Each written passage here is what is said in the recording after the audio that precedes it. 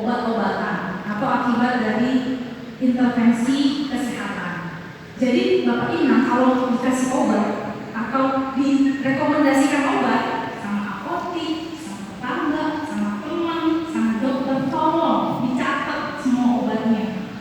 Ya, jangan iya semuanya diminum. Oh bagus nih, obat dari Amerika, vitamin, obat dari Cina, dari Jepang, diminum semuanya. Ternyata itu ada interaksi, ada efek samping, atau bahkan sama. Bapak Ina, saya sering banget gitu. Coba ibu, saya ada 5 dokter kok, dokter jantung, terus sama dokter jantung, dokter gula, dokter tulang, dokter ini semua kasih obat. Dan memang jarang dokter yang nanyain. Coba Bapak Ina kalau ke dokter ada nggak dokter yang nanyain obat apa aja yang dia minum dari obat? Kadang-kadang kan, nih obatnya, ini obatnya, kan? Ya udah, Bapak Ina bilang oke, minum obatnya, minum. Ternyata setelah saya kumpulin obatnya punya cadangannya 2 macam, namanya beda doang, tapi sama, pengencer darah, datangnya dengan BAB-nya benar. Karena dia nggak tahu kalau itu dari berbagai dokter. Jadi tolong dicatat, nggak perlu diingat Bapak Ina, dicatat aja atau difotoin obatnya. Saya juga sering dijempolin di meja, difotoin, dok ini obat-obatan saya minum. Ya, tolong ditanyakan boleh nggak saya minum vitamin ini sampai ini. Ya, karena belum berarti banyak obat itu jadi sembuh, gitu ya. Yang penting aja. Kemudian misalnya masalah yang lain, hemodialisis atau kemoterapi atau operasi. Bapak Ina jangan terlalu takut dulu ya dengan namanya hemodialisis atau pasang ring ya. Sekarang itu sudah maju sekali ilmu kedokteran. Saya punya pasien 90 tahun kemoterapi juga ada. Ada yang dioperasi pambul, naik berat jadi jalan lagi, gitu ya. Tapi caranya gimana? Pergilah ke dokter yang ke dalam, kalau bisa ada geriatri, kalau bisa ke tim geriatri yang mau sakit, ya. Tapi dipersiapkan dengan baik, gitu. Kemoterapi yang dulu, ya. Itu bisa kita upayakan, ya.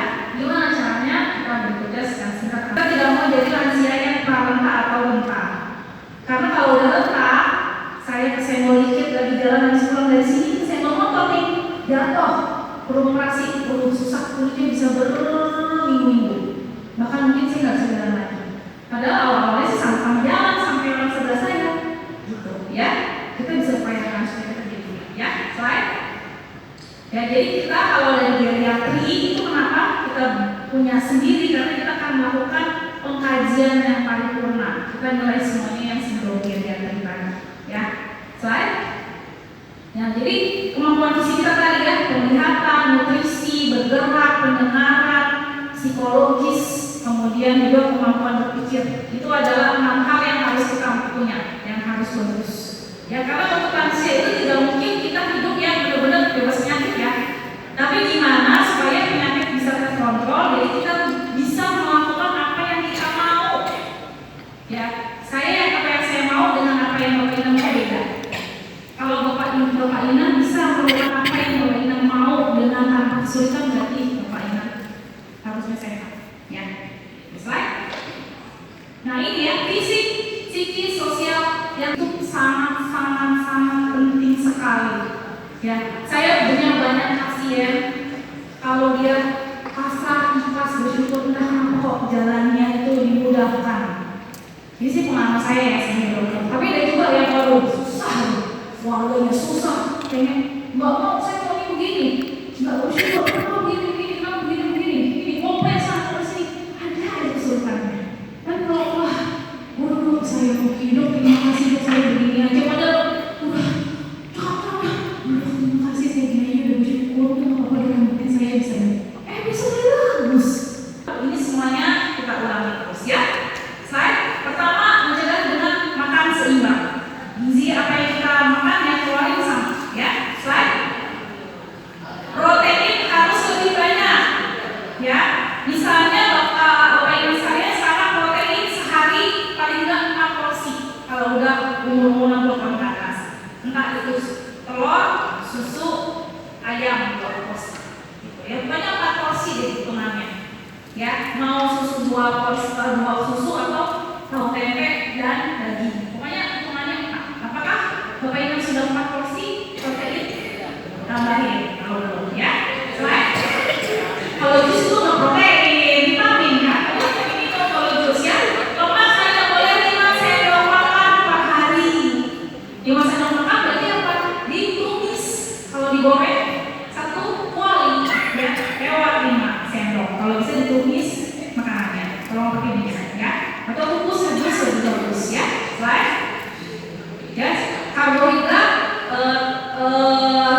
Biasanya kita boleh macam-macam, boleh cuma nasi, boleh beras merah, boleh ubi, ya.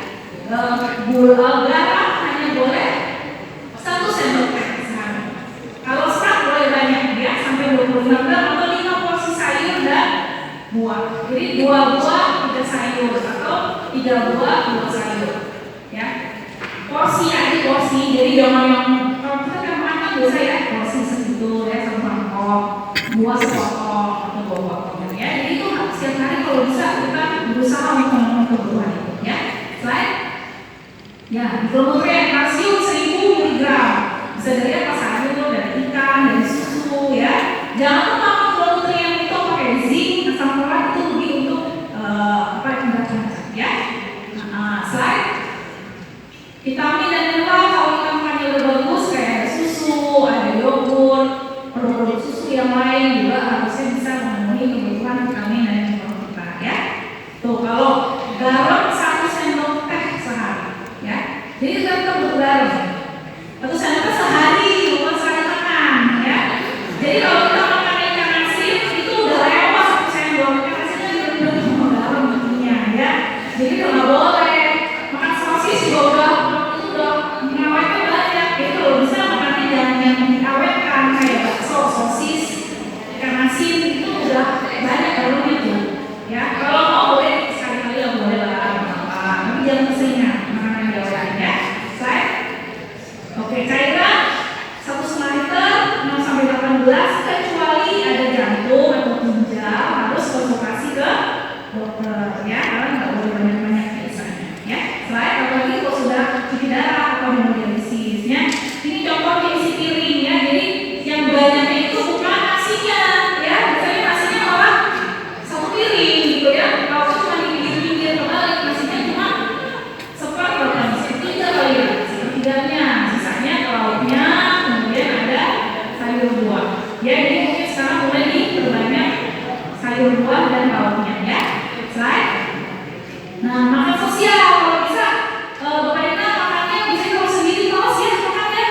Aduh, malas sih kalau sendiri gitu. Jadi kalau bisa makan kumpul-kumpul. Jadi coba anak sering-sering lah kumpul dengan opung ini supaya senang waktu makannya lebih banyak, ya, ditemenin gitu. Bisa makan sama-sama sama teman-teman gitu, ya. Kalau sendiri lebih malas makannya biasanya, ya. Slide. Ya, aktivitas fisik ternyata manusia itu aktivitas fisiknya kurang lebih beda sama yang muda, ya. Cuma disesuaikan dengan kondisi fisik, ya. Selain aktivitas sehari-hari, olahraga 5 kali sehari 30 menit. Bebas, nggak usah ikutin tetangga. Wah, saya lari gitu, ya. Saya ini tongkat nggak apa-apa sambil jalan pelan-pelan 30 menit atau sepeda statis, ya. Sesuai kemampuan aja. Yang penting 30 menit sehari, istirahat 2 hari. Jangan lupa juga otot, ya, supaya tadi otot yang mengecil dicegah. Caranya gimana? Nanti ada latihan otot sama latihan keseimbangan, ya. Caranya berikut. Slide. Nah, itu ya, ada bola squeezy itu, ya. Ada botol ini mah enteng nih, ya, yang 100, ya. Ya, nggak usah beli dumbbell lah gitu, ya. Atau di dinding gitu, ya. Atau sambil duduk juga bisa angkat kaki. Kaki itu kita bisa pakai berat badan kita sendiri, ya. Gitu. Atau kita latihan dengan keseimbangan seperti di bawah. Kita angkat 1 kaki dengan menggunakan kursi 2 kali seminggu, ya. Angkat kekuatan ini, ya. 3 kali 10, 3 kali sehari. Terus kalau pakai gini Bapak Ibu jangan ini, ya, nggak boleh cepat aja. 1, 2, 3, 4, 5, 1, ya, pelan. Ini enteng, nggak boleh, ya. Ya, 500 gram, 1 kilo, ya, diangkatkan pelan-pelan, ya. Slide. Ya, itu keseimbangan, boleh pakai kursi, boleh berdiri dengan 1 garis, ya. Slide. Oke, ya, ini gerakan-gerakan yang dianjurkan, memutir, berhentak-hentak, ya. Slide. Ya, jangan lupa kesehatan mental, ya, dengan bersosialisasi, beribadah, berkumpul bersama teman-teman itu sangat penting, ya. Slide. Vaksinasi, ya, kalau bisa vaksinasi influenza, pneumonia, ya, zoster. infeksi paru. Jadi kalau bisa sekali saja, kalau untuk pneumonia, kalau influenza setahun sekali. Supaya tadi terbebas dari cucu-cucu yang